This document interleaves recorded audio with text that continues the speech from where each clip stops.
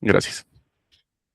Listo, entonces, cuando nosotros hablamos de la permeabilidad, lo primero que necesitamos entender es que el suelo es un medio poroso. ¿Qué es un medio poroso? ¿O a qué nos referimos? A que no es un sólido ideal, no es continuo y tiene muchas cavidades y los poros que este tiene, los huecos que este tiene, pueden llegar a conformar algunos canales. Sabemos por los cursos de mecánica de suelos que el suelo normalmente se nos divide pues, en tres fases, una de las cuales es la sólida, en la cual encontramos pues, todos los sólidos de lo que nosotros usualmente llamamos el suelo, que puede ser la arena, las arcillas, las gravas, todo el material vegetal. También tenemos el gas, que es todo este aire que ocupa estos espacios o estos poros que quedan entre las partículas de nuestro suelo y nuestro material. Y por último tenemos esta fase líquida, que es del agua usualmente que está infiltrada en nuestro suelo y que pues ocupa algunos de los espacios de estos poros, ¿no? El agua que nosotros podemos tener en nuestro terreno, el agua que nosotros podemos tener en nuestro terreno puede ser agua de cimentación, cuando se va descomponiendo las partículas, o infiltración, cuando, digamos, tenemos lluvias, escorrentías, subidas de los ríos, cosas de este estilo. Entonces, hablamos de que la porosidad afecta a la permeabilidad y la permeabilidad es la capacidad de un suelo para dejar infiltrar agua o líquido, ¿listo? Esto depende directamente de la porosidad. ¿Cómo depende esto de la porosidad? Listo. Eh, Antes de entender cómo depende de la porosidad, vamos a saber que eh, el agua y su comportamiento subterráneo, es decir, a través de los poros que tiene el suelo, es muy importante a la hora de que nosotros analizamos acuíferos, acuífugos, acuitardos y acuicludos. Todas estas formaciones geológicas o estas formaciones del suelo se ven afectadas directamente por la permeabilidad y es cuando es muy importante para nosotros conocer y entender qué es la permeabilidad cuando nos encontramos analizando cada uno de estas formaciones. Los tipos de agua que podemos tener en el suelo, nosotros tenemos el agua absorbida, no sé si habían escuchado ese término. Ese es el agua que se encuentra unida a las partículas del suelo a través de las fuerzas eléctricas, sus fuerzas magnéticas. Esta se adhiere al- a las partículas, no se mueve. Y usualmente la podemos ver cuando tenemos suelos arcillosos o suelos arenosos, que es mayor la cantidad de presencia de agua absorbida.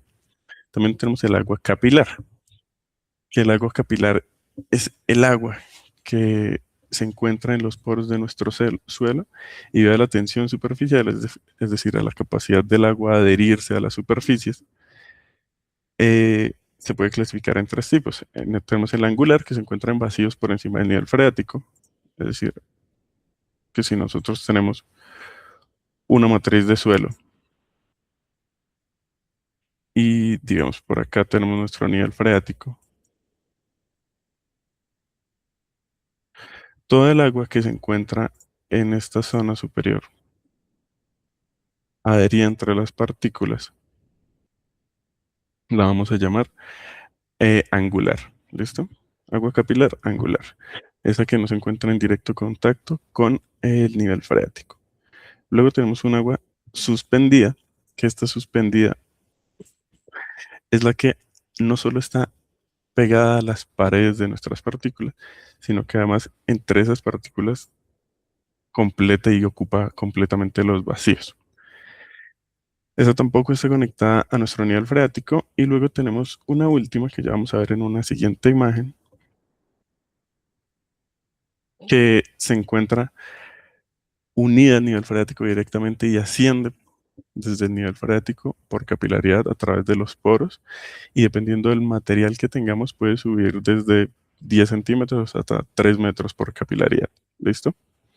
Y por último tenemos el agua libre o el agua freática, que es toda esta que se encuentra abajo de nuestro nivel freático, que nos genera presiones. Es decir, nosotros sabemos que el agua es un fluido incompresible y que cuando ponemos material encima de nuestro suelo, ya sea el mismo suelo, va a intentar empujar este agua que se encuentra bajo el nivel freático hacia algún lado. Y este agua, por física básica va a intentar devolver estas presiones y va a generar pues las presiones neutras o positivas que tenemos debajo de nuestro nivel freático en las partículas de nuestro suelo.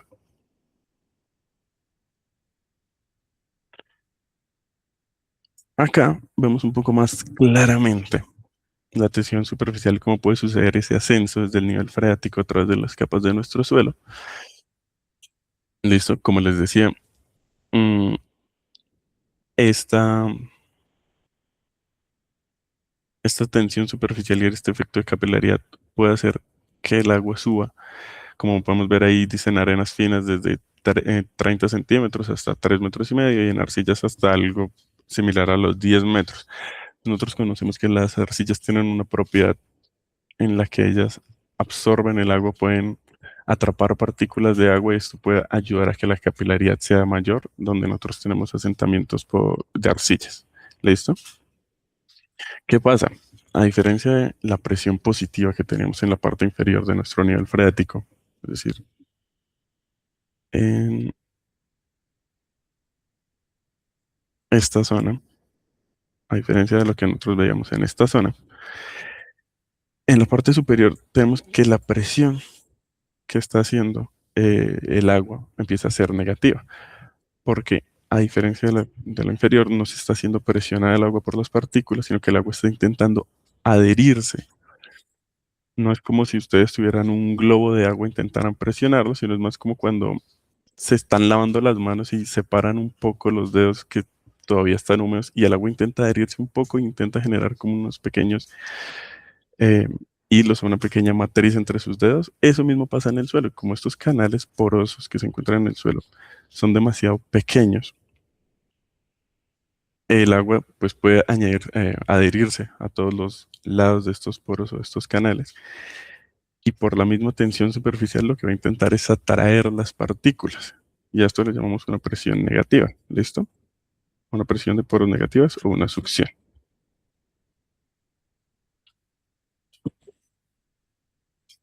Nosotros conocemos el concepto de flujo de agua laminar y turbulento, ¿cierto? En nuestros cursos de mecánicas de fluidos. Mm, Acá el que más nos importa es el flujo laminar. El flujo laminar sabemos que lo encontramos cuando tenemos velocidades bajas en nuestro flujo. Significa que nuestras capas de flujo están ordenadas, que no estamos incorporando aire en el flujo, que los flujos no son aleatorios. Y esto está determinado por el número de Reynolds, ¿no? Cuando nosotros tenemos un número de Reynolds inferior a 2300 es cuando tenemos un flujo laminar. En algunas bibliografías hablamos de números de Reynolds de 2000. ¿Cómo se determina ese número de Reynolds? Pues nosotros tenemos nuestra velocidad crítica, el diámetro del poro, la densidad del fluido y la viscosidad del fluido. En la viscosidad del agua, pues digamos que es baja, el agua no es un fluido altamente viscoso, pero lo que nos importa es el diámetro del poro acá. Como sabemos que en nuestro suelo los poros o las cavidades que tenemos son muy, muy, muy, muy, muy pequeñas, nos damos cuenta por la fórmula de Reynolds ahí que tenemos en el cuarto numeral, que dice R igual a la velocidad crítica por el diámetro del poro por la densidad del fluido, que es directamente proporcional al diámetro del poro. Y como nuestros poros son muy, muy pequeños, nuestros flujos o nuestros números de Reynolds en estos flujos subterráneos suelen ser muy bajitos. Por eso nosotros consideramos que para lo que vamos a ver, las ecuaciones se aplican únicamente cuando tenemos eh, flujos laminares. ¿Listo? Esta es la ecuación fundamental de la ley de Darcy que nosotros vamos a considerar cuando estamos considerando la permeabilidad en suelos, que es la capacidad del suelo para dejar pasar algún fluido. Y esta depende de la velocidad de la descarga, del coeficiente de permeabilidad, que esto es propio o intrínseco de cada suelo, es una propiedad de cada suelo y de la disposición de sus partículas, que depende también directamente de su granulometría, que depende de su porosidad, depende de su tortuosidad. El término tortuosidad hace referencia a cómo las partículas de un suelo forman canales que son más o menos difíciles de transitar para nuestros fluidos y también depende de nuestro gradiente hidráulico. que es el delta de H sobre la longitud o distancia media, que ya lo vamos a ver exactamente en un diagrama cómo se ve. Este es un ejemplo o un diagrama básico de, perdón, un diagrama básico de cómo puede comportarse un fluido atravesando un suelo, un material o una matriz de suelo. ¿Listo? Acá nosotros tenemos como H el nivel inicial del agua, es decir, podemos, yo qué sé, suponer que esto es un lago, una parte de un río que va a dar con una presa, como lo queramos entender, acá tenemos un nivel de agua y queremos conocer la permeabilidad que tiene esta muestra de suelo. Nosotros, como vimos en la gráfica anterior, necesitamos el gradiente hidráulico. Ese gradiente hidráulico que va a ser, pues nuestro delta de H. Y el delta de H es la pérdida de carga, es la diferencia de niveles antes y después de atravesar nuestra matriz de suelo. ¿Qué pasa? Cuando nosotros tenemos una matriz de suelo constante y no podemos tener un estado inmediatamente anterior, inmediatamente posterior, es decir, que podemos tener un suelo constante acá. Lo que va a variar es nuestro nivel freático que se encuentra dentro de la matriz de suelo. Y de esta diferencia, de acá, vamos a sacar el delta de H. ¿Listo? Mm, y esa longitud, esa L que hablábamos en la diapositiva anterior, pero viene directamente de la distancia entre los dos puntos que yo estoy midiendo, donde estoy midiendo las alturas piezométricas o estos potenciales del agua. ¿Listo? Estos cargas de agua. Acá nos damos cuenta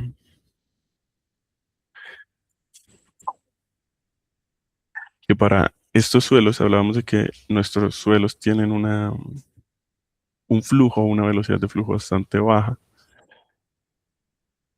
En las ecuaciones que nosotros tenemos clásicas o típicas de la mecánica de fluidos, vamos a considerar que esta velocidad a la que se mueve nuestro fluido es tan baja que este término, esta ecuación típica del teorema de Bernoulli que definía la carga total en un punto, en esta ecuación podemos despreciar este factor, el de la velocidad sobre la gravedad, y únicamente nos vamos a quedar con la cota en la que estamos, como el nivel de carga, y la presión que se genera en este punto. Acá tenemos la ecuación del gradiente hidráulico, que es la I que teníamos en la diapositiva anterior, este valor de acá, y también podemos considerar eh, un gradiente hidráulico relacionado con el peso unitario del fluido. Lo único que hacemos es multiplicar nuestro gradiente hidráulico que ya hemos obtenido por el peso unitario de nuestro fluido, que pues, en este caso y en la mayoría de casos que se estudian en la mecánica de suelos va a ser el agua. Nosotros tenemos dos tipos de velocidades, ¿no? Tenemos la velocidad de descarga, que es la velocidad macroscópica promedio del fluido, del flujo del agua, es decir, cuánto se demora el agua pasar de este puntico de acá a este, de este puntico de acá a este puntico de acá. Y ahí vamos a tener nuestra velocidad de descarga, que es cuánto se demora en atravesar esa sección transversal, ¿no? Se obtiene directamente de la ley de Darcy. Nosotros ya tenemos nuestro gradiente hidráulico, únicamente lo multiplicaríamos por nuestro coeficiente de permeabilidad y ya podríamos obtener esa velocidad. Pero hay una velocidad real de filtración, que es la velocidad real promedio del agua que se mueve únicamente a través de los poros del suelo. La velocidad es mayor. ¿Qué pasa? Como nosotros sabemos que nuestro suelo es una matriz, la cual tiene distintos poros, y sabemos que algunas de estas partículas pueden estar en contacto las unas con las otras. Bueno, el agua no va a pasar o no puede pasar exactamente por todo directamente, no puede pasar en línea recta y no puede pasar por, digamos, los poros ideales que deberían haber, sino que a veces tiene que desviarse y tomar otros caminos que son más largos que la longitud normal que puede tener nuestro medio. Es decir, si yo trazo esta flechita y así, que de pronto podría ser el recorrido del agua, esa línea que acabo de trazar es más larga que pues, la longitud total de nuestra matriz que queremos atravesar. Entonces, por eso acá hablamos que esta velocidad es mayor, porque al necesitar atravesar una distancia mayor en el mismo tiempo, que es la velocidad real a la que se está moviendo, tiene que ser mayor esta velocidad para cubrir mayor distancia, pues en el mismo tiempo. Y a esta le vamos a llamar la velocidad real. Y la velocidad real es la velocidad de descarga sobre nuestra porosidad del suelo. Y como sabemos que la porosidad del suelo siempre va a ser un número menor a uno, cualquier número que yo diviда en un número menor a uno o entre cero y uno, sabemos que nos va a dar un número mayor. Entonces, por eso sabemos que nuestra velocidad real de filtración, pues es mayor. ¿Listo?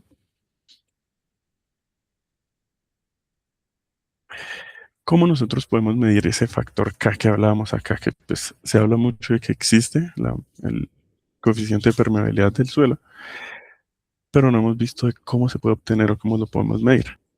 En laboratorio tenemos dos ensayos por los cuales podemos obtener el valor K o el valor de coeficiente de permeabilidad de un suelo. El primer ensayo que tenemos es el de permeámetro de cabeza constante, donde es bueno, es ideal, o digamos que sí nos permite obtener el K en suelos de alta permeabilidad como arenas y gravas. Mm, Este ensayo lo que se hace es montar un sistema en el cual nosotros a una muestra de suelo, a una matriz, como de pronto se alcanza a ver acá, y ahorita buscamos una imagen mejor, le dejamos un nivel constante de agua, es decir, hacemos casi como esto, y este nivel no va a ir bajando y nosotros simplemente vamos a ir recogiendo el agua que sale de acá. Ya les esquematizo bien cómo quedaría. Mm, Nosotros tenemos acá un tanquecito con agua, al cual le vamos a mantener el nivel constante, no vamos a dejar que caiga. ¿Por qué? Porque necesitamos que esa cabeza de agua, esa presión de agua, sea la misma para que nuestro caudal sea constante y nuestra velocidad sea constante. Eso lo vamos a conectar a través de una manguera, un tubo, a una muestra de suelo y acá vamos a tener una salida del agua. Acá necesitamos estar añadiendo constantemente agua pues para mantener ese nivel. Y acá tenemos dos niveles piezométricos en nuestra muestra que nos van a marcar, puede ser aquí y acá, nuestro gradiente hidráulico. Pues si nosotros conocemos la distancia entre estos dos puntos, que era L, y conocemos la distancia entre estos dos niveles piezométricos que tenemos que era delta de H o la diferencia de cabeza de agua, ya tenemos nuestro gradiente hidráulico, ¿cierto? Y al salir acá, y al salir acá, tenemos el caudal que vamos a ir midiendo. Y el caudal pues va a ir variando dependiendo de la permeabilidad que tenemos en nuestro suelo. ¿Cómo vamos a medir este caudal? Vamos a tener algún matraz aforado, podemos tener un matraz o alguna probeta con marcas de medición y vamos a en un determinado tiempo medir cuánta agua estamos cargando. Una vez tenemos todos esos datos, podemos tener la velocidad, el K y el I. ¿Cómo obtenemos la velocidad? También necesitamos conocer la sección transversal o el área que tiene nuestro permeámetro. ¿Para qué? Para medir el caudal en esta área. Nosotros sabemos que si vimos el caudal en el área de la sección transversal que está atravesando nuestro flujo, obtenemos la velocidad del flujo. Y una vez tenemos la velocidad y tenemos nuestro gradiente hidráulico, pues simplemente despejamos el valor K, ¿no? Y nos va a quedar que K va a ser igual a la velocidad sobre pues nuestro gradiente hidráulico. ¿Qué pasa con este ensayo? Este ensayo se habla de que solo sirve para suelos granulares, como lo pueden ser arenas o gravas, porque al necesitar nosotros que haya este flujo constante, que esta velocidad sea constante, no podemos permitir que nuestro suelo tenga arcillas. Según acá la norma colombiana, desconozco un poco la norma que pues, rige estos ensayos en Perú. Cuando nosotros queremos hacer este ensayo en un suelo granular, debemos primero tamizarlo, filtrar todo aquello que pase en nuestro tamiz número 200. Sabemos que nuestro tamiz número 200 pues, es el que nos separa la parte de arcillas. Entonces, ¿por qué no queremos arcillas en nuestro suelo? Porque pues las arcillas pueden empezar a sufrir de un fenómeno de consolidación, es decir, que empiecen gracias al agua a agruparse o a apelmazarse y empiecen a afectar la porosidad de nuestro suelo y no permitan que el flujo sea constante y empiece a variar. Por eso necesitamos eliminar pues todas estas arcillas. Mm, Bueno, acá tenemos un poco lo de las ecuaciones, ¿no? Sabemos que el caudal que atraviesa un suelo, pues como les decía, va a ser igual al coeficiente de permeabilidad por el gradiente hidráulico por el área. Acá simplemente lo único que hicimos fue descomponer la velocidad y la dejamos en términos de caudal y área.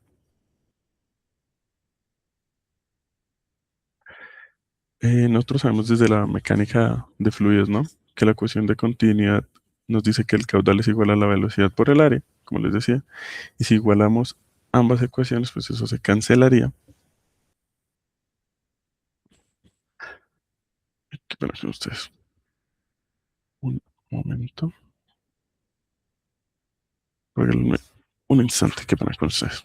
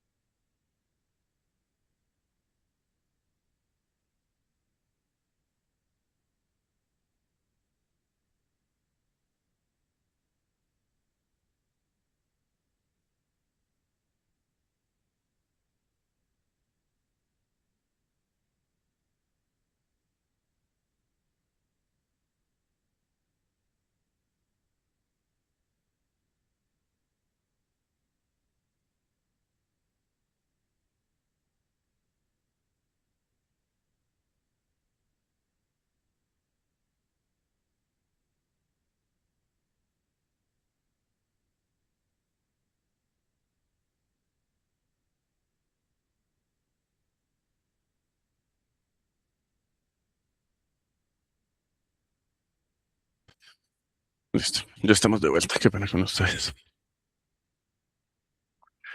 Eh, Listo, sabemos que nuestro caudal es la velocidad sobre el tiempo, por eso necesitamos un tiempo en el cual medimos o lo podemos terminar de expresar como velocidad sobre tiempo en esta ecuación e igualarlo. Y que nuestro gradiente hidráulico pues sí, va a ser igual a la diferencia de cabezas o a la diferencia de potencial sobre la longitud en la que estoy midiendo, obteniendo pues así esta igualdad. Si yo de esta igualdad despejo cabo, pues, dejo aislada nuestro coeficiente de permeabilidad, notamos que nuestro coeficiente de permeabilidad depende de nuestro volumen de agua recolectada, es directamente proporcional al volumen de agua recolectada y a la longitud de los puntos que estoy midiendo y es inversamente proporcional pues a este diferencia de cabezas de agua al área que tiene que atravesar, pues claro, entre mayor área tenga, pues digamos en nuestro permeámetro o en nuestra zona estudiada, esa área recordemos que es la sección transversal perpendicular al flujo, es decir, la sección que nosotros vemos que está atravesando el flujo. Y también es inversamente proporcional al tiempo, y esta es la ecuación final que nosotros tenemos para la permeabilidad de ensayo a cabeza constante. ¿Hasta ahí hay alguna pregunta?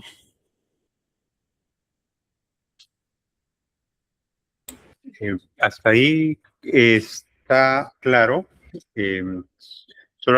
hace un momento, claro, era el volumen, ¿no? Caudal, volumen entre el tiempo. Sí, sí, sí, no era velocidad, era volumen. Qué pena con ustedes. Ok, está bien, está bien.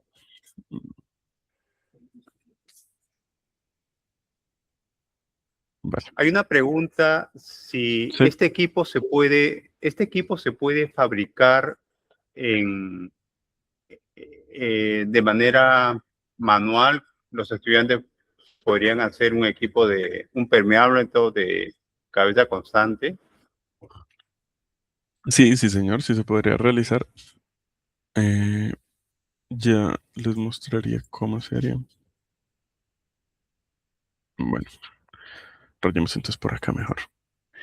Si nosotros quisiéramos hacer un permómetro de cabeza constante, lo único que tenemos que garantizar o considerar es que nuestro permeámetro pues tenga una sección constante, es decir, que este área sea constante en cada uno de estos puntos y ya sea a través de acoples para mangueras o, sí, o uniones que podamos nosotros aplicarle, que tengamos al menos dos salidas acá o dos como válvulas que podamos conectar. Una acá, esta sí es indiferente, digamos, nuestra posición, y otra acá. ¿Qué es lo que se necesitaría garantizar? Nosotros necesitamos garantizar una altura constante, una diferencia de altura constante entre nuestro nivel de agua,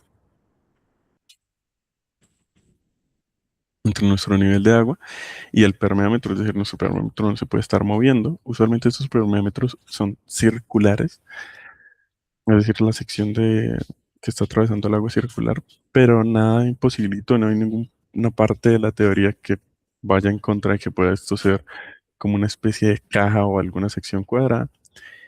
Necesitaríamos acá, donde tenemos estas salidas, conectar unas mangueras o unos tubos o unos niveles pesiométricos, ya se entendió como un tubo, una manguera o un canal, que sea completamente vertical o que se conecte a un, a un tubo que es completamente vertical en el cual yo pueda tener acá unas mediciones de altura. Usualmente se tienen unas regletas como pegadas a la pared que nos ayudan a medir cuánto es la altura que tenemos en cada uno de esos puntos de nuestro permeámetro, cuánto es, digamos, la cabeza de agua que se transfería hasta ese punto o que se reducía desde la parte inicial. Necesitamos garantizar también pues, que esta longitud entre estos dos puntos sea constante, que no vaya a variar o que... Y cuando me refiero a estos puntos me refiero a las salidas. Necesitamos tener la medida, la distancia entre las salidas. Y pues, como les decía, únicamente necesitamos un equipito acá con el que sea algún vaso aforado, una probeta aforada, algún matraz aforado, en el cual tomemos el tiempo de cuánto se llena. Ahí ya obtendremos el caudal. Acá, si garantizamos esta distancia fija, obtenemos nuestra longitud de las mediciones. Con las lecturas que tenemos en nuestros niveles pesométricos, tendremos el H, el tiempo, pues, el que medimos para que el volumen se llene. Y ya con esos datos podríamos simular o generar nosotros caseramente o digamos un poco más experimentalmente lo que sería un permeámetro. No hay nada que nos lo pruebe. Digamos que lo más difícil es garantizar acá un nivel constante de agua. Esto se puede hacer, digamos, regulando una llave, una salida de agua que puede ser la llave de alguna casa o pues del mismo laboratorio.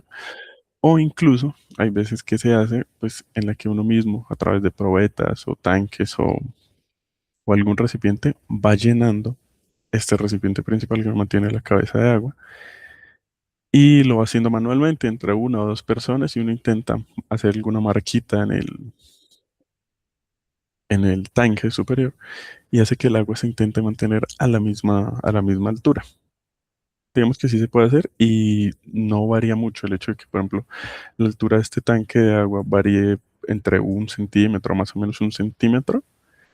Pues digamos que cuando se estabiliza, yo puedo notarlo porque los niveles pesométricos se estabilizan también y ahí es cuando empiezo a tomar pues mis mediciones de caudal. Eso se podría llevar a cabo así.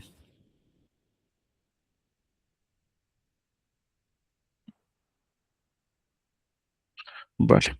Correcto, gracias. Gracias por el dato. Podemos seguir. Listo, tenemos otro ensayo que es el permeabilidad de cabeza variable. Si hablamos que el de cabeza constante nos servía cuando nosotros tenemos algún suelo que es granular, ya sea una arena o una grava, cuando queremos hacer en un suelo fino, es el ensayo para conocer su coeficiente de permeabilidad, necesitamos hacerlo con cabeza variable. ¿Listo? Acá lo que vamos a hacer es poner una muestra de suelo y acá encima se ubica una bureta o un tubo que tenga un área conocida, es decir, que esta área yo la conozca. Y también conocemos el área de la sección transversal acá de nuestro suelo. Y lo que vamos a hacer es dejar este tubo lleno hasta un nivel que nosotros deseemos o que conozcamos. Y nuestra carga hidráulica, claro, a medida que este agua se empieza a infiltrar en el suelo y empieza a atravesarlo, ya sea toda esta la matriz donde tenemos la arcilla o el suelo fino, que ya puede ser un limo, una turba, lo que nosotros consideremos, ese nivel H va a ir variando y va a ir bajando. ¿Esto cómo se calcula? Se calcula integrando la ley de Darcy y la ecuación del caudal del tubo, donde obtendríamos, y ya vamos a ver cómo se obtiene, que K va a ser igual a 2.3 o 2.303 por el área de la sección, por la longitud sobre el área de la sección del tubo, por la longitud sobre el área de la sección del suelo, por el tiempo, por el logaritmo base 10 de la diferencia de nuestros, de nuestra columna de agua. Es decir, en determinado tiempo t, ¿cuánto varía este h? Si lo quisiéramos resumir, eso es lo que vamos a medir. Claro, depende de las áreas que yo tenga, pero lo que vamos a medir es eso. ¿Listo? ¿De dónde sale todo eso? El caudal que sale de un tubo de carga o el tubo que tenemos allá arriba, en cualquier instante, pues está definido por esta ecuación, ¿no? El menos, acá en nuestro valor A, que es el área del tubo, depende, el menos está ahí porque pues a medida que va pasando el tiempo, pues nuestro nivel va a ir descendiendo, lo que asumimos y sabemos que va a pasar en este ensayo, ¿no? Eh, luego por continuidad, pues a medida que esto sigue, que el caudal mismo que estaba en nuestro tubo, que está bajando de nuestro tubo, sigue atravesando la muestra de suelo en la cajita esa que veíamos en la parte inferior, obtenemos pues esta igualdad. Sabemos que ese caudal que va a pasar en la cajita inferior, en esta de acá, va a estar definido por esto, pues por mi coeficiente de permeabilidad, por mi gradiente hidráulico, pues por el área de esa sección. Si sé que por principios de mecánica de fluidos, el caudal así esté atravesando distintos medios me refiero como acá que no tiene resistencia y acá que ya tengo la resistencia o la oposición del suelo o el coeficiente de permeabilidad de dejarlo pasar, a pesar de eso, nuestro caudal va a ser constante. No es que el caudal pueda bajar. El caudal es como igual, sabemos que depende de la velocidad del área, puede que la velocidad en esta parte sea menor, porque tenemos una mayor área, pero nuestro caudal va a ser igual. Sabiendo eso, nosotros vamos a igualar estas dos ecuaciones, ¿no? Igualamos ambas expresiones, ambas me significan caudal y sabemos que ese caudal es constante, entonces lo vamos a dejar igual. Separamos las variables acá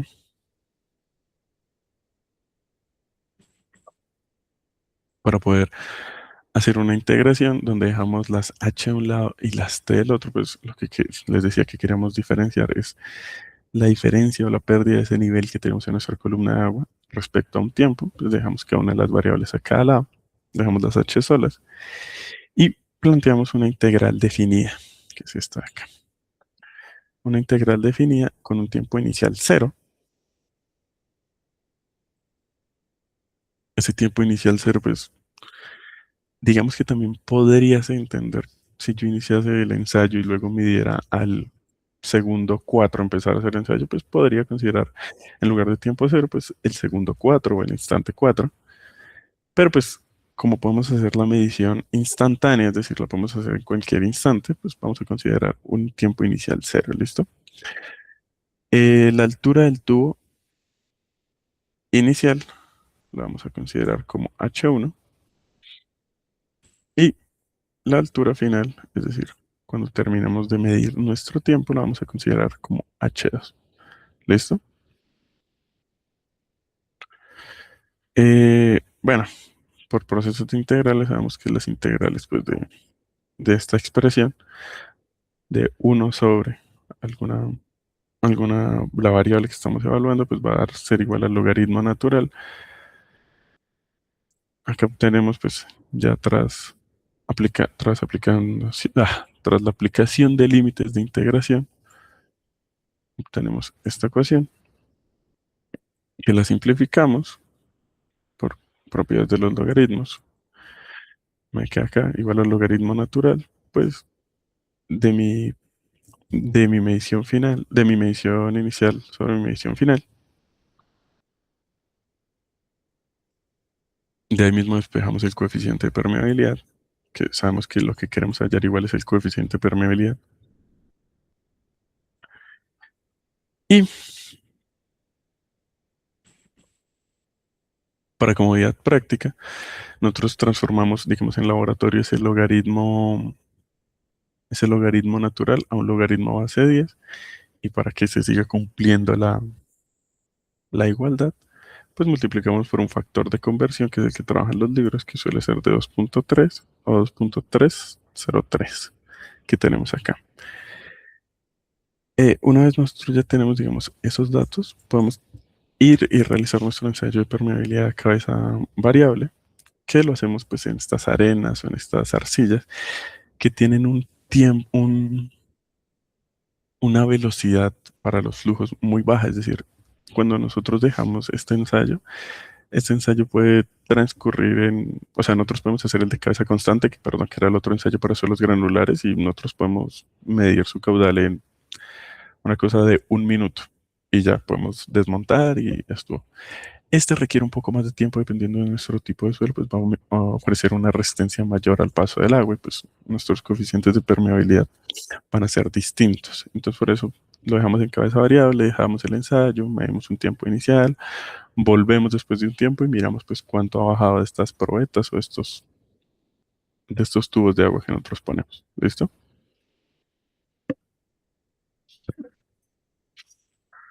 Bueno, pues ya sabemos que este gradiente hidráulico pues es el motor que va a hacer que se mueva el agua hacia los lados, a pesar de que pues esta carga es vertical. Como se hablaba en las primeras diapositivas, esta carga, a pesar de ser vertical, empuja el agua hacia los lados. Sabemos que igual la presión se puede transferir hacia los lados, la presión de agua, donde consideramos que este valor de carga de velocidad pues es insignificante o despreciable cuando estamos considerando suelos por la velocidad del flujo. Eh, ¿Y qué es ese coeficiente de permeabilidad K que nosotros estábamos hablando y estamos hallando, de que tenemos ensayos, pues, de que tenemos mecanismos para hallarlo? Para dejar pasar agua. Recordemos que acá podemos ver un ejemplito. ¿Cuál tendrá un mayor coeficiente de permeabilidad? ¿Qué suelo tendrá un mayor coeficiente de permeabilidad? Consideraríamos nosotros. Pues este que tiene, digamos, como unos mayores canales. Acá tenemos que tiene unos mayores canales que permiten que el agua fluya, ¿listo? Entonces, entre mayor sea nuestro coeficiente de permeabilidad, mayor va a ser la facilidad del agua, en este caso, que es lo que consideramos, o de cualquier fluido, para atravesar la matriz de ese suelo, ¿listo? Eh, Comúnmente, las unidades de este valor K o de coeficiente de permeabilidad son las mismas unidades de la velocidad, ¿listo? Centímetros sobre segundo, metros sobre segundo. Usualmente se usan centímetros sobre segundo, porque ya decimos que igual hablamos de velocidades muy bajas y que igual los flujos no son tan rápidos en el suelo, necesitamos o se suelen usar unidades pequeñas, como son los centímetros sobre segundo, pero en resumen nosotros podríamos usar cualquier unidad de longitud sobre cualquier unidad de tiempo. ¿Listo? Eh, Hay unos valores típicos que pueden tener nuestros suelos, dependiendo, digamos, si son arenas, si son arcillas. Existen algunas tablas, pero por ejemplo para gravas limpias, es decir, que no tengan arenas o no tengan ninguna partícula fina, que incluso no contengan arena, nosotros podemos hablar de Ks o coeficientes de permeabilidad de valores entre 100 y 10. ¿Esto qué? En centímetros sobre segundo.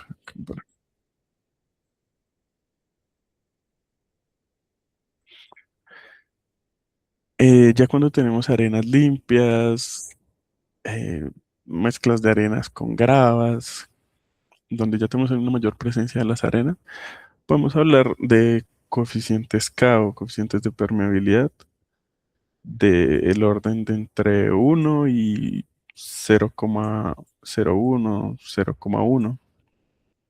Y ya valores menores es cuando tenemos arenas muy finas, limos orgánicos, suelos que están compuestos por matrices donde casi no tengo vacíos ni tengo porosidad.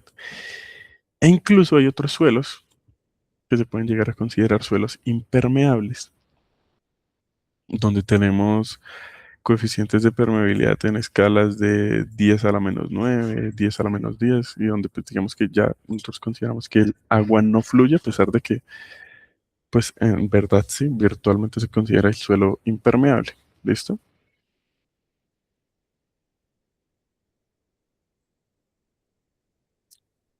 A ver, acá tenemos los valores, por si quieren anotarlos, de más o menos rangos generales.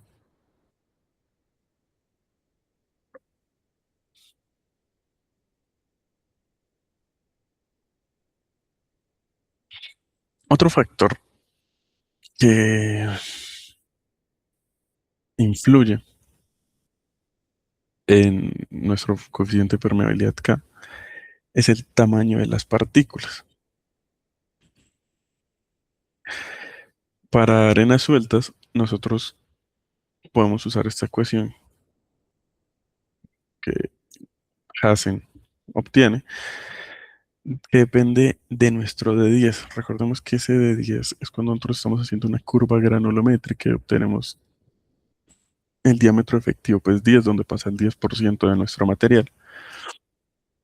Y pues con una constante C, podríamos obtener el coeficiente de permeabilidad de un suelo fino, o de una arena, perdón, cuando tenemos este valor de D10. Es muy cercano, sí, no es exacto, no es tan preciso, pero podemos obtener una aproximación. Pero acá nos damos cuenta que el tamaño de las partículas también afecta al cómo se desempeña pues, el coeficiente de permeabilidad en algún suelo. ¿Listo? Cuando tenemos suelos, digamos, un poco más granulares o con partículas un poco más grandes, sabemos que pues esa fricción va a ser menor debido a la relación de área con volúmenes, que pues nuestras áreas no van a crecer tan rápido como crecen nuestros volúmenes. Al tener unos volúmenes más grandes y unas menores áreas, pues va a haber una menor fricción por la cual están atravesando pues nuestros flujos de agua, y el flujo va a estar un poco más libre. Recordemos que pues nuestros volúmenes crecen en, en potencias de 3 y nuestras áreas crecen en potencias de 2, y pues si mis partículas son más grandes a medida que voy agrandándolas, pues esos volúmenes van a hacerse más grandes y pues nuestras áreas no van a crecer a la misma velocidad, pues esta fricción en relación a los espacios que quedan vacíos no va a ser tan grande y va a permitir que el agua fluya mucho más rápido. Listo. Entonces si hablábamos que esa relación de vacíos y esos espacios que están entre, entre mi suelo también se pueden relacionar con mi permeabilidad, pues vemos esta ecuación, donde el coeficiente de permeabilidad, que pena con ustedes, se relaciona con pues mi relación de vacíos que tengo en mi suelo. La relación de vacíos, pues es el volumen de sólidos, el volumen de vacíos dividido en el volumen de sólidos, y esto lo multiplico por 1.4 y por...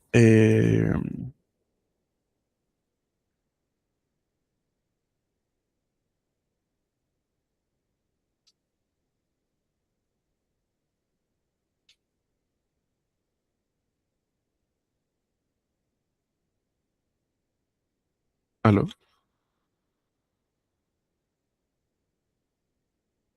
¿Aló? Sí, te escuchamos. Sí, sí me oyen, es que perdí la imagen y casi se desconectó un instante.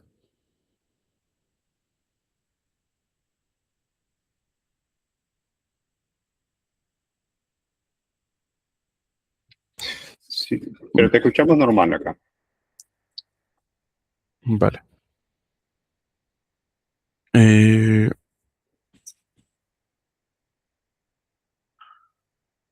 listo. ¿Qué vamos? Ah, está. No sé si se escucha. Que nosotros tenemos que nuestro coeficiente de permeabilidad eh, va a ser igual pues, al 1.4 por nuestro coeficiente de permeabilidad eh, en un 85%. Es decir, cuando pues, tenemos un factor de reducción del 85% de esto debido a la fricción por nuestra relación de vacíos elevada a lados. Esto es también otro ajuste que se le puede dar a la permeabilidad de nuestro suelo. También la permeabilidad, o el coeficiente de permeabilidad en un suelo dependerá de la viscosidad. Pues nosotros estábamos hablando de agua, pero pues el agua no es necesariamente el único fluido que nosotros vamos a permitir que pase por nuestros suelos. No sé si han escuchado de pronto de los drenajes urbanos que a veces se hacen en el suelo, donde nosotros ponemos una parte del suelo que es un poco más filtrante con un coeficiente de permeabilidad mayor y que nos ayuda a atrapar en algunos casos y en algunas aplicaciones de pronto aguas que están ya mezcladas con lixiviados o con otras sustancias donde se afecta su viscosidad. Entonces ahí ya empezamos a considerar que la viscosidad del fluido y la temperatura también influyen directamente en el coeficiente de permeabilidad. Sabemos que pues a mayor temperatura disminuye la viscosidad de cualquier fluido, acá hablamos del agua, lo que va a hacer que ande más rápido. Nosotros sabemos que, por ejemplo, cuando vemos nosotros los pavimentos o las mezclas asfálticas, sabemos que cuando está caliente, pues esto es un fluido, se comporta en algo más parecido a un fluido, pero una vez su temperatura baja, pues empieza a ser un poco más sólida. Ahí es donde vemos que su viscosidad se ve modificada por la temperatura. Usualmente nosotros estandarizamos estos valores de K a una temperatura de 20 grados centígrados. Entonces, casi siempre que encuentran un informe de laboratorio, según informe de laboratorio o un valor de K obtenido pues, experimentalmente, se debe corregir a la temperatura de 20 grados centígrados.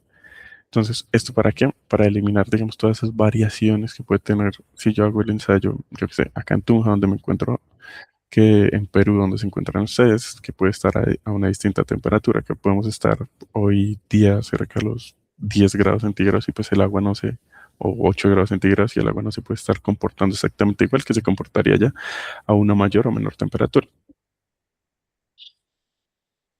Eh, ¿Qué pasa? Nosotros hablamos de que estos ensayos los hacíamos para matrices de suelo y pues decíamos que todo este suelo era el mismo suelo. Eso es un caso ideal en el que yo analizo un suelo que es único, que es constante y que pues digamos tiene la misma distribución de partículas en todos sus puntos. Pero sabemos que el suelo en el que nosotros ponemos las edificaciones, en el que nosotros nos paramos, por el cual cruzan los ríos, no es completamente homogéneo y no es completamente isotrópico, que recordemos que isotrópico es que sus propiedades no varían dependiendo de sus dimensiones y que tiene, pues, digamos, la misma distribución de sus propiedades a través de todas sus dimensiones. Nosotros tenemos capas estratigráficas, entonces podemos tener suelos que estén conformados por varias capas, una sobre otra, También podemos tener suelos que se encuentren así, en los cuales mis flujos pueden atravesar así, mis flujos pueden atravesar así, pueden atravesar también en este sentido. Y ahí es cuando se vuelve un poco más difícil calcular el coeficiente de permeabilidad, todo se vuelve un poco más trabajoso, pero pues es más importante pues porque se asemeja un poco más a la realidad. Eh, Nosotros podemos hallar un K para cada uno de esos estratos o podemos hallar un K generalizado pues para toda esa matriz de suelo que nosotros tenemos. Nosotros tenemos una permeabilidad horizontal equivalente y una permeabilidad vertical equivalente. La horizontal pues es esa que le hice con linecitas verdes, la vertical es la que yo llevaría en este sentido en el suelo, pues va a variar también dependiendo de la disposición que yo tenga de las capas de mi suelo.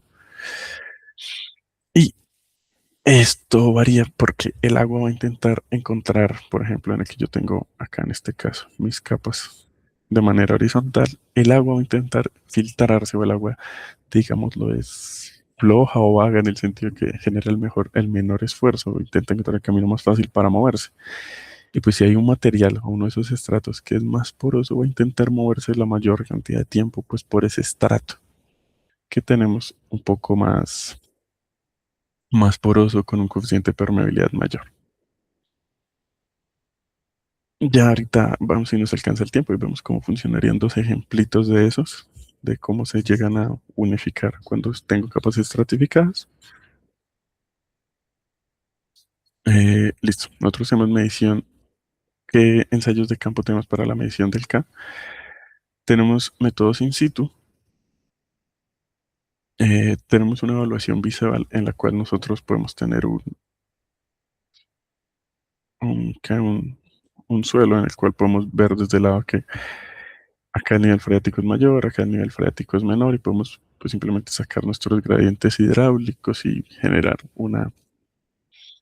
digamos, una aproximación visual a lo que podría ser el coeficiente de permeabilidad que tenemos en ese suelo. También tenemos un ensayo de filtración en el que se generan unos pozos, unas perforaciones en nuestro suelo y nosotros en esas perforaciones medimos ya cuál es nuestro verdadero nivel freático y ya empezamos a hacer hagan de cuenta como si hiciéramos un ensayo a cabeza constante pero a gran escala en el suelo. Esto pues nos sirve para cuando estamos haciendo estanques, cuando la gente está haciendo reservorios de agua, depósitos de agua, cuando en los trabajos de agricultura que necesitamos tener reservas de agua, pues para saber dónde debo hacer estos reservorios me sirven estos ensayos. También tenemos el ensayo de descenso de carga, que es en el que con mis perforaciones reviso pues cuál es la caída de carga entre una y otra perforación, entendiendo que estas perforaciones tienen que estar en el sentido del flujo. Pero es en resumen como si hiciéramos un ensayo de permeámetro a gran escala, donde no simplemente conectamos estos tubitos acá en la parte lateral, sino que pues dejamos que esos tubitos sean nuestras perforaciones y lo vamos a medir como en un gran ensayo y los caudales los medimos de maneras distintas y lo medimos con líneas de flujo, que de pronto es un tema que verá más adelante. ¿Por qué es importante esto de la permeabilidad? Pues digamos ya a nosotros como ingenieros civiles y ya digamos un poco más aterrizado. Como les decía, también nosotros queremos saber la permeabilidad de un suelo para tener seguridad. Pues ahí hablamos del diseño de presas, pero digamos que cuando estamos generando taludes al lado de una vía,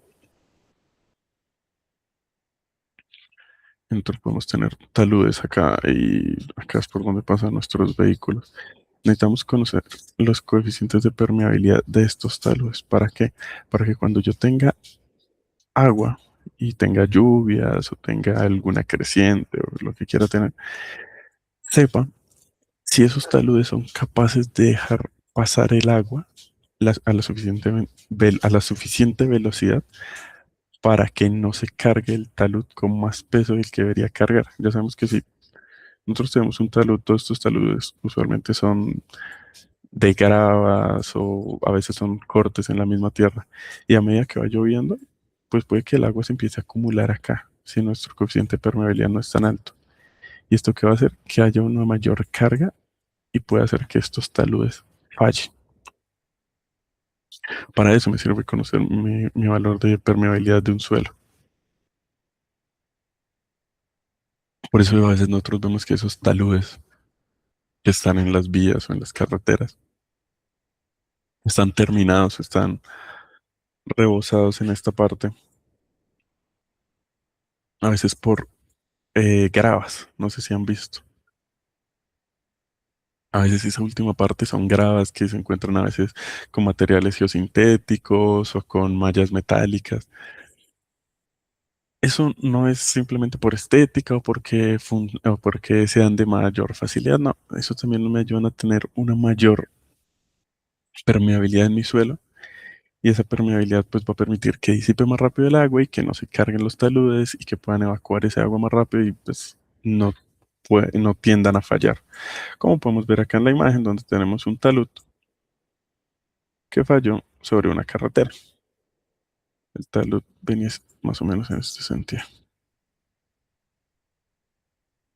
¿Qué pasó? Se carga, no es capaz la tierra, el suelo de sostenerse a sí mismo y pues termina fallando.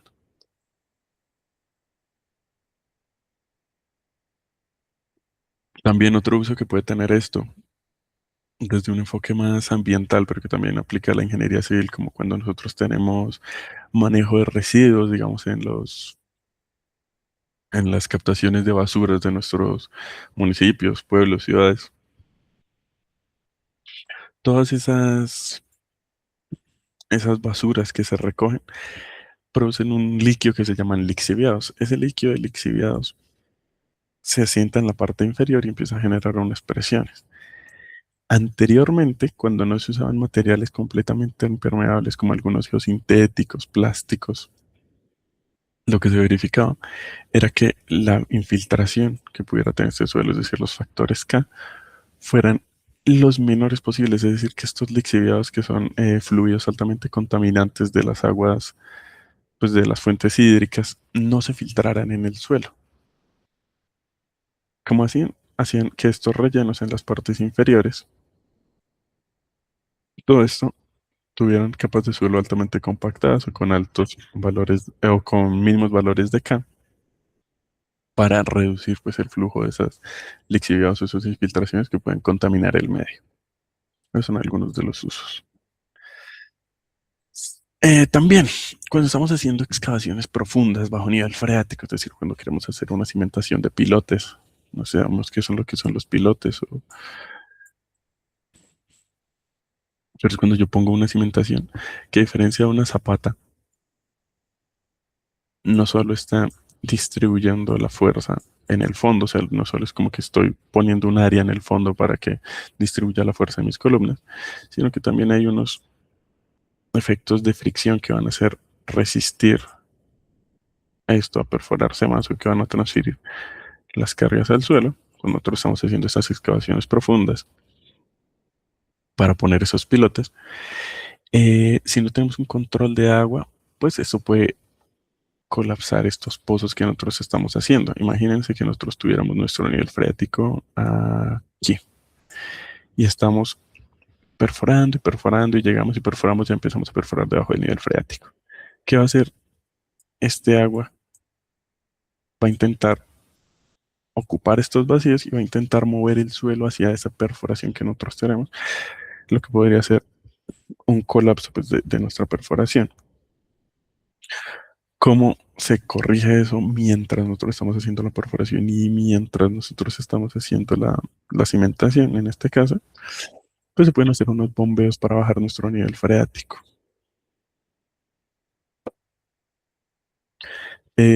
Cuando se bombea ese nivel freático, pues yo no es que pueda conectar directamente acá a la bomba y empezar a sacar el agua, porque tendría que sacar el agua que está en toda esta zona.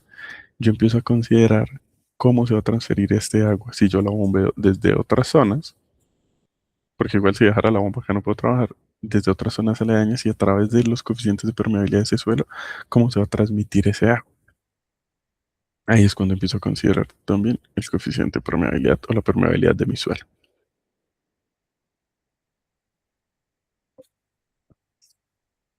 También, y como veníamos hablando de cimentaciones, la permeabilidad habla sobre los tiempos de los asentamientos.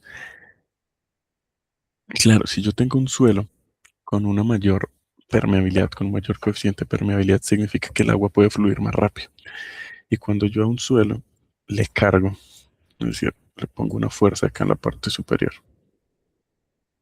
y empiezo a cargarle, pues por asentamiento nosotros sabemos que nuestro suelo se va a intentar comprimir, ¿cierto? Va a intentar eh, reducir esos espacios vacíos que tienen en él, pero sabemos que esos espacios vacíos también pueden contener agua. Y dependiendo, si mi coeficiente de permeabilidad es mayor, pues ese agua va a poder salir más rápido y desplazarse hacia los lados y permitir que mi suelo se comprima. Entonces eso va a permitir que el asentamiento sea más rápido. Si por el contrario mi coeficiente de permeabilidad es muy pequeño, la expulsión es muy lenta y ese asentamiento no va a suceder tan rápido. Es cuando empezamos a tener un asentamiento secundario, que es el que se sucede pues a lo largo del tiempo. ¿Listo? No sé si ustedes conocen el edificio. No, no creo. Hay un edificio acá en Colombia que es el edificio del Agustín Coasi, un instituto público. Ese edificio, cuando lo construyeron, de pronto no consideraron esos asentamientos. Puede ser este por el problema de coeficientes de permeabilidad, o que no sabemos bien por qué pasó. No se sabe a ciencia cierta. La verdad es que el edificio, con el tiempo, se asentó más de un lado que del otro en sus cimentaciones. Y el edificio quedó inclinado, inclinado bastante, lo suficiente para que en ese edificio cualquier silla de rueditas o de rodachines típica de una oficina se deslice si se deja quieta. Y uno no lo cree hasta que vaya. En serio, hay oficinas que tienen tapetes debajo de las sillas de rueditas, porque si no se deslizan las cosas y se van para hacia los lados. Bueno,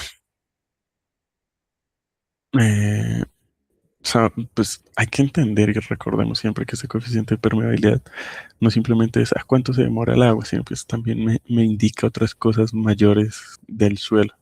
También permite diseñar flujos para diseñar bombeos de agua, eh, para calcular la velocidad a la que se infiltra el agua de los acuíferos, a la velocidad que se rellena un acuífero, a la vez un acuífero subterráneo puede ser. Para todo eso lo puedo tener en cuenta, la velocidad que los ríos pierden su nivel, es decir, cuando tengo crecientes en los ríos. También en la bajada de esas crecientes no depende únicamente del flujo, digamos, hacia las vertientes, sino también puede depender de la infiltración del suelo. Pues esa infiltración pues, depende de la permeabilidad del suelo. Si en algún momento trabajan con ingenieros ambientales, ellos cuando hacen los análisis de las cuencas y en las cuencas, yo que sé, consideran que hay una recolección de aguas de una recolección pluviométrica, ellos también, ya respondemos la pregunta, ellos también consideran, digamos, esta infiltración del suelo y pues con un coeficiente cada cuánto se pierde por infiltración en el suelo y cuánto es verdad recogido por la vertiente del, de la cuenca. A ver. Cuando la permeabilidad de los suelos es dañina, por ejemplo, ¿cómo podemos reducir la tubificación o pérdida de finos en taludes o presas y evitar asentamientos? Ok, ¿cómo se hace esto? Cuando nosotros tenemos un suelo que de pronto tiene mucha porosidad o digamos esa tubificación o tiene un gran coeficiente de permeabilidad, sabemos que dependía directamente de la relación de vacíos, de la porosidad. Podemos hacer compactaciones del suelo, digamos que esa es una primera solución. Cuando queremos reducir, digamos, la permeabilidad del suelo, podemos hacer una compactación. Hay equipos, nosotros podemos simplemente apisonarlo y ir como asentándolo, que esto es la verdad lo que se hace cuando se compacta un suelo. Eh, hay otros métodos que son químicos en el que yo puedo añadir eh, agregados a un suelo, como podrían ser, en este momento se me va el nombre. Bueno, hay algunos agregados, se me dan el nombre en estos momentos, que yo puedo poner en el suelo y esto es lo que van a hacer, es ocupar los espacios vacíos en el suelo, cuando el agua los lleve hacia allá y se van a expandir allá. Van a funcionar casi como, si es que como los yesos. Es un polvo que nosotros echamos en el suelo. Cuando el agua arrastra estos polvos hacia las partes inferiores o hacia los vacíos que tienen nuestros suelos, van a solidificarse en estas partes y van a reducir los vacíos que tenemos en estas partes, bueno, o en estos suelos. También podemos añadir finos, si sabemos que también depende directamente del D10 que sale de nuestra curva granulométrica. Nosotros, y sabemos que si tenemos más arcillas, pues nuestro coeficiente de permeabilidad va a ser menor. Podemos mezclar o añadir en el suelo arcillas o bentonitas. Pues cuando tenemos suelos muy porosos, esto sí. Y también podemos añadir arena. Entonces, si tenemos un suelo que en su mayoría son presencias de gravas y arenas grandes, podemos añadir pues arcillas, bentonitas, donde se mezcla el suelo con estos materiales más plásticos como la arcilla y que van a rellenar como tapones. Eh, Cal era el nombre de la gente que nosotros podemos echar en el suelo para que cuando llegue el agua o nosotros mismos añadir agua, vaya y tape esos vacíos. En algunos casos también se puede usar cemento, si mal no recuerdo. Y pues después de añadir la cal y el cemento y añadir el agua para que esto vaya hasta los vacíos, nosotros compactamos, igual seguimos compactando. Eh, Hay otro mecanismo que es las inyecciones o el grouting, en el cual a través de unos tubos se perfora el suelo, es decir, creamos como una inyección, casi, sí, como si una jeringa muy, muy grande. Y podemos poner silicatos, lechadas de cemento, otros aditivos químicos, poliuretano. Y esto lo que va a hacer va a ser tapar todos los vacíos que tenga nuestro suelo. Y pues lo último que podemos hacer es cuando nosotros, por ejemplo, queremos hacer una cimentación y sabemos que el suelo se nos va a consolidar por nuestro K y que va a haber una consolidación, digamos, lenta por por el coeficiente de permeabilidad muy bajo y que pronto tengamos unas arcillas. Nosotros lo que podemos hacer es, antes de poner la cimentación, hacer una precarga o una preconsolidación y cargar más peso del que va a resistir el suelo y dejar que el suelo se vaya consolidando para que luego, como mi consolidación secundaria, no se va a devolver, es decir, va a permanecer en el tiempo. Así yo retire la carga, cuando yo ya construya mi zapata o mi cimentación que vaya sobre esa parte del suelo, eh, ya no vaya a haber a largo plazo una consolidación tan grande, sino que ya vaya a ser un comportamiento, digamos, acelero el comportamiento a largo plazo del suelo a través de esa preconsolidación o precarga mayor para permitir que pues, a la larga no haya tanta diferencia en los asentamientos que sufre nuestro suelo. Y no sé si hay alguna otra pregunta. Esta ya es la última diapositiva.